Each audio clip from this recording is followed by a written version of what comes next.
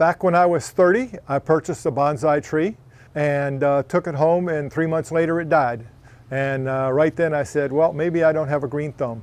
So in my 40s, I did the same thing. I went back to another hallmark store in Miami, and it was a very nice tree. 2 weeks after I purchased it, I dropped it on the floor and broke the pot, but the tree seemed to survive. And so we went looking for a place that knew bonsai, and we found a very nice bonsai place in south of Florida, and was a constant purchaser of bonsais from them until I moved to Melbourne in 2013.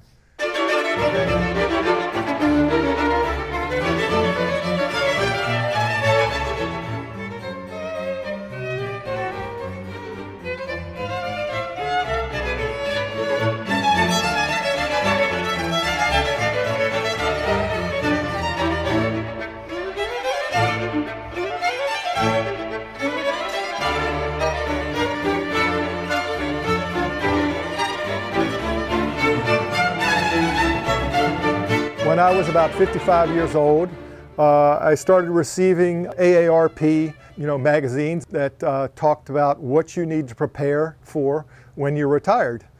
And when I started looking into a hobby in 2001, I found bonsai, and it has been a lifesaver for me because it teaches you so many skills. The hand-eye coordination of clipping a tree and forming a tree and wiring a tree are something that helps you as a retired person, because it keeps your brain involved. I was welcomed from the minute I walked in.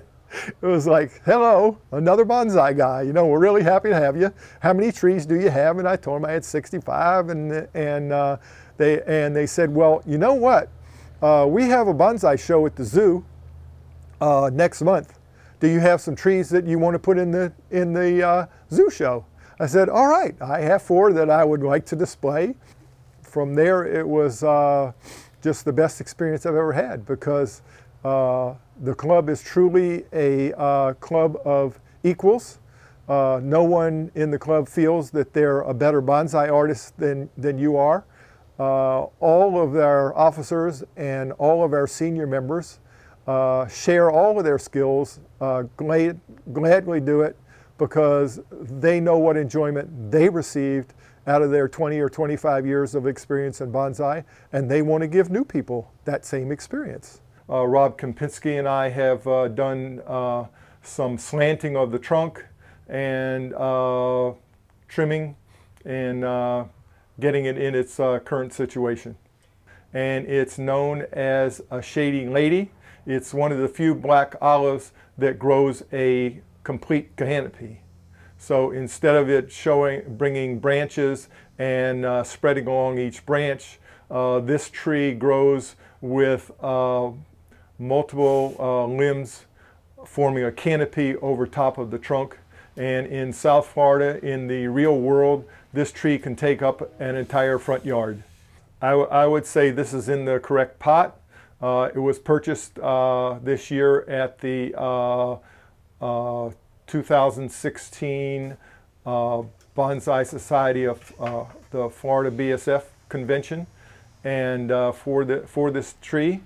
And I think for the next 2 to 3 years, it's pretty well set, and letting it grow and let the canopy continue to ramify. It's taken them a long time to reach the point where Americans are standing up and saying, hey, we know how to make bonsai, and we know how to make bonsai look nice. We don't have to take the Japanese rules and follow them. We're Americans now, and we came here to be free. There's a lot of bonsai artists out there that are making unusual stands, unusual pots. Moving away from those rules, I think, gives us freedom to explore ourselves and explore what we want out of a bonsai and how we want it to look. And we're not Japanese, so why should we try to interpret and have everything look Japanese when we don't have Japanese trees? We don't have trees here that would grow in Japan. So, I mean, in South Florida, we have tropical trees, and we should be very happy to take those and work with them and make them an outstanding bonsai tree that the rest of bonsai accepts.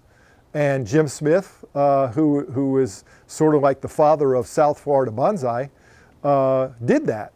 Florida's made a mark on bonsai, and I think it's going to continue because we have some phenomenal artists down here.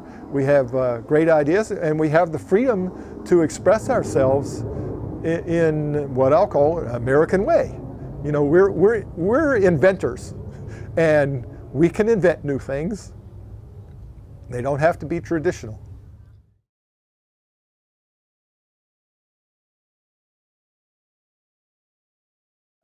I leaped at the opportunity of more trees and more trees because I figured the more you have, the better opportunity you're going to have 5, 8, 10 years down the road that you're going to have some real special ones. So bonsai is a living art, and unfortunately trees have a tendency to die once in a while. Even your best trees, for some unknown reason, will die. And I've been out. I have a graveyard back there of over 20 trees. Most of them that have 3 and 4 inch trunks. So they weren't small investments, but you know, you're happy for the ones you have, and you try and keep them.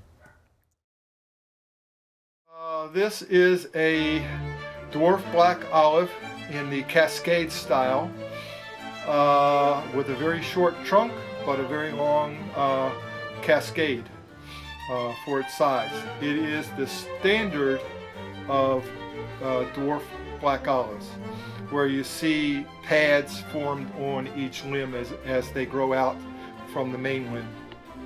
And I brought this one down from that one main the first limb on the right hand side, and brought it down, opened it up so that it forms a V as it goes down to the right. And it has movement in it. It has a major 2 or 3 major limbs to the left, and I think 4 major limbs to its right. As you notice, as he goes through and looks at the limbs, how old the bark is on this tree. I mean, the age of this tree is shown by the bark, and how much it is quartered off there.